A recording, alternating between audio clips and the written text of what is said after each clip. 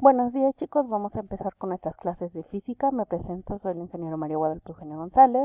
Sus tareas tienen que traer su nombre completo y a qué grupo corresponden, ¿no? En qué grupo corresponden. Y empezamos entonces, chicos.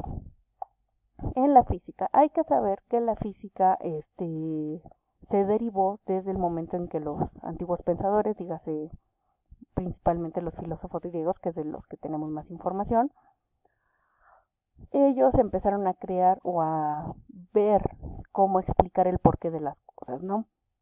El porqué de la lluvia, el porqué del viento, el porqué de todo. Y de eso es porque se derivó esta rama de la ciencia que nosotros conocemos como física. Hay que saber o hay que remarcar que la física estudia propiedades desde el espacio, movimiento, tiempo, materia y energía, y obviamente sus interacciones entre todos estos rubros y todo lo que derive de las mismas. Pero ¿cómo llegaron a lo que es hoy en día la física? Bueno, esto fue gracias al razonamiento inductivo, también en parte el razonamiento deductivo, pero principalmente fue del inductivo, ¿no? ¿Qué quiere decir el razonamiento inductivo? Que van a tomar distintos puntos, por ejemplo, con la lluvia, ¿no? Que dices, ay, bueno, ya se nubló el cielo, ya hay muchas nubes, está descendiendo la temperatura, se siente húmedo el ambiente, etcétera, etcétera, etcétera. Entonces va a llover. O sea que de distintos pensamientos llegamos a un todo. El razonamiento deductivo es lo contrario. O sea, tenemos un todo y de los vamos a desmenuzar en distintos puntos del por qué sucedió. ¿Ok? Por eso, principalmente, pues todo se derivó del razonamiento inductivo. ¿Por qué? Porque ellos iban observando qué cosas sucedían, todo lo iban juntando como un rompecabezas y ya llegaban a un todo del porqué de la situación. Bueno, otra herramienta, mejor dicho, que usaron para ya llegar a las conclusiones, leyes, teorías y demás que conocemos hoy en día, fue gracias al método científico. El método científico va a tener 5 pasos básicos. El extra sería retroalimentación, pero digamos que no está considerado en estos rubros, en estos pasos. ¿Ok? En estos, como pasos, tiene la observación, la hipótesis, la experimentación, teoría y conclusiones. ¿Qué quiere decir? Que obviamente primero vas a empezar por observar, qué es lo que quieres explicar, ¿no? ¿Qué fenómeno, qué de lo que te está generando curiosidad vas a observar? De ahí van a hacer hipótesis de cómo se generó o por qué sucedió esto que estás observando. De ahí van a hacer experimentación para ver si tus hipótesis coinciden con lo que tú estás observando, lo que tú quieres obtener. Ya teniendo la experimentación, en caso de que hayas tenido avances positivos, pues ya puedes llegar a una teoría. Esta teoría puede quedarse en teoría o puede llegar a ser una ley en caso de que ya no haya forma de refutarla. ¿Qué quiere decir refutar? Que se niegue o se oponga a algún tipo de idea en base a la teoría que hayas hecho. Bueno, en caso de que no haya sucedido esto, ya se llega a una conclusión de ya en base a lo que se observó, en base a los experimentos realizados, en base a todo esto, se concluye que es cierto, que etcétera, etcétera, ¿ok? Cabe mencionar que el método científico no solo se va a utilizar en física, se utiliza en muchísimas ciencias, ¿no? Como es la química, geología, psicología, etcétera, ¿no? ¿Por qué? Porque en todo siempre para llegar a la información que tenemos hoy en día, pues tuvo que haber un planteamiento del cómo se llegó a esta información. Por eso se tienen que hacer distintas preguntas, pruebas y demás para llegar a las teorías o las leyes que tenemos hoy en día ya establecidas. Bueno,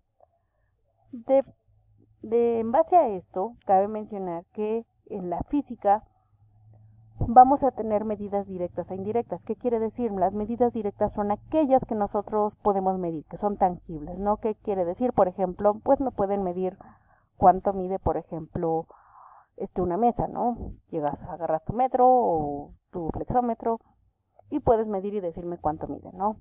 Qué temperatura hay en el agua, puedes tomar un termómetro y medirlo, ¿no? Ese tipo de medidas que nosotros propiamente podemos tener una herramienta y medirla directamente. Las indirectas son aquellas que no pueden ser tan tangibles. ¿A qué me refiero? Por ejemplo,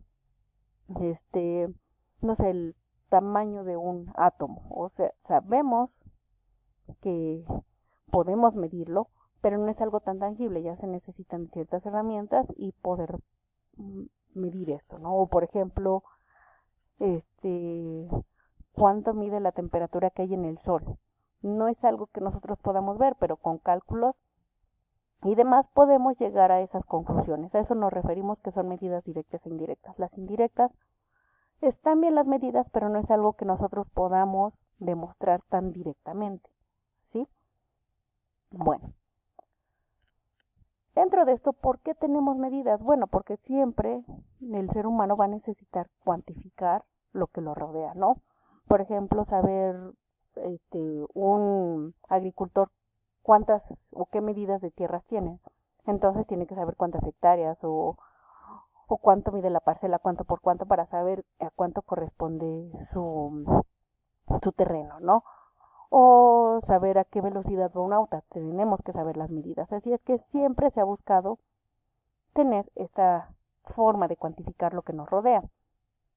De aquí vamos a tener unidades, por ejemplo, en masa. La masa, cabe mencionar que es la inercia de la propiedad de la materia, ¿no? La masa, por lo cual es de lo que está conformado un cuerpo. Cabe mencionar que es muy distinto el peso de la masa. ¿Por qué? Porque la masa no va a cambiar. O sea, la masa, nosotros tenemos cierto volumen o cierta cantidad de materia que nos conforma y eso no va a variar a diferencia del peso. ¿Por qué? Porque el peso va a estar relacionado con la gravedad. Y recuerden que la gravedad va a variar dependiendo de dónde se esté midiendo estas dimensiones, ¿ok? ¿A qué me refiero? Por ejemplo, no va a ser el mismo peso que tengamos nosotros aquí en la Tierra a la que tengamos en la Luna, a la que tengamos en Marte. O sea, nuestra masa va a seguir siendo lo mismo, ¿no? Nosotros no vamos a cambiar de tamaño, de volumen, pero el peso sí va a cambiar porque está relacionado con la gravedad, ¿ok? Bueno, también tenemos las unidades de tiempo. El tiempo no puede ser tan tangible, pero sí lo podemos medir.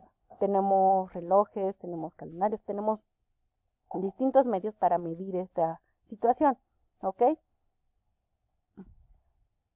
Bueno, como les decía, estas son algunas de las unidades de medida que tenemos, pero obviamente necesitamos como englobar qué unidades vamos a utilizar. ¿A qué me refiero? Por ejemplo, aquí en Latinoamérica utilizamos los kilómetros, ¿no? O utilizamos el metro, los centímetros, etcétera, ¿no? Y, por ejemplo, en Estados Unidos, en Inglaterra, utilizan otro tipo de medidas, ¿no? Como la yarda, la pulgada, etcétera.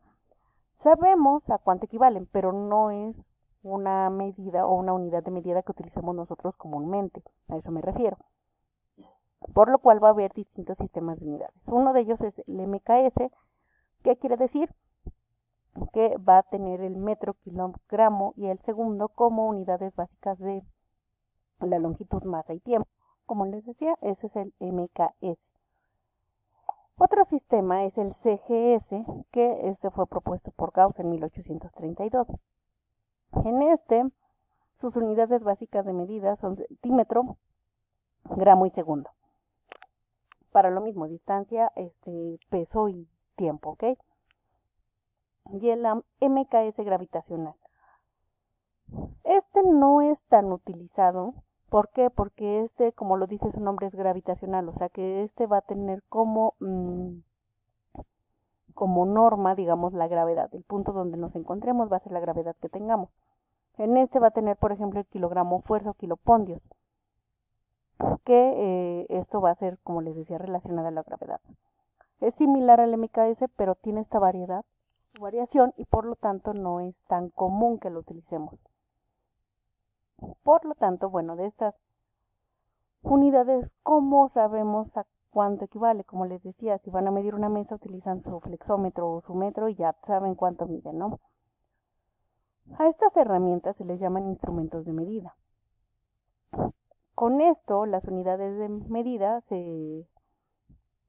pues ya están con algún tipo de norma, ¿no? O sea, un metro, pues ya sabes que son 100 centímetros, ¿no? Un reloj ya sabes que mide 60 minutos. Y ya sabes que cada minuto equivale a 60 segundos, ¿no? O sea, así a eso se refiere el instrumento de medida, que todos están estandarizados en alguna escala definida, una escala de magnitud. La balanza también pues tiene uno cierto límite de peso que puede medir y también un mínimo y un máximo, ¿no? Que puede medir. A eso me refiero. Así es que siempre nuestros instrumentos nos van a servir y siempre todos van a tener algún tipo de referencia o escala ya definida. Hay herramientas que tienen o que pueden medir distintas magnitudes, pero si se fijan, si quieres medir un metro aquí en México, es en Europa, va a seguir midiendo lo mismo, 100 centímetros, a eso me refiero. Esos instrumentos de medida, como ya están preestablecidos, van a medir lo mismo sin importar en qué parte del mundo lo midas, ¿ok? Bueno, continuamos en el siguiente video, chicos.